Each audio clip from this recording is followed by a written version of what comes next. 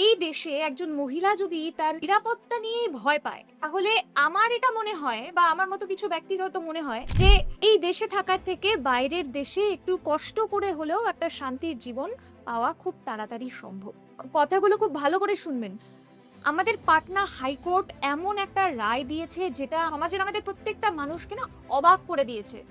অভিযোগে এটা উঠে এসেছে যে একজন ফটোগ্রাফার একটা 18 বছর বয়সী মেয়েকে তার স্টুডিও ঘরের মধ্যে বন্ধ করে রাখে, বন্ধ করে তারপর জোর করে তার জামা কাপড় খোলার চেষ্টা করে, এমনকি তার ব্রেস্ট প্রেস করারও বারবার চেষ্টা করে।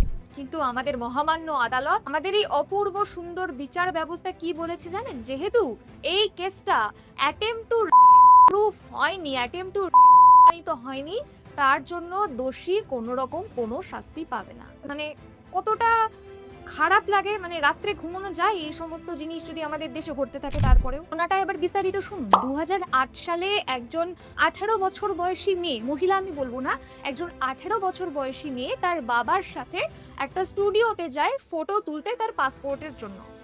যখন ফটোগ্রাফার তার ফটো তুলছিল, তখন মেয়েটার বাবাকে বলে যে আপনি কাইন্ডলি একটু বাইরে গিয়ে কম্পিউটারে দেখুন যে আপনার মেয়ের ছবিটা কেমন আসছে।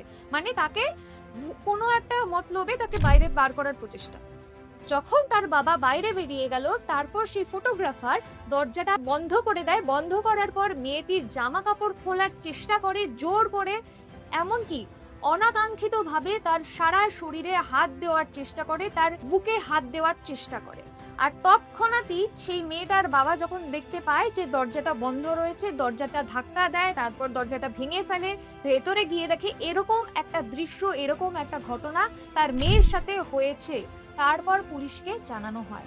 2008 থেকে 2013, মানে 5 থেকে প্রায় 6 বছর, এই 5-6 বছর ধরে শেষ পর্যন্ত 2013 সালের এই ট্রায়াল কোর্ট অভিযুক্তকে এবং রংফুল কনফাইনমেন্টের অভিযোগে দোষী সাব্যস্ত করে 3 বছরের জন্য শুধুমাত্র কারাদণ্ডিত করা হয়।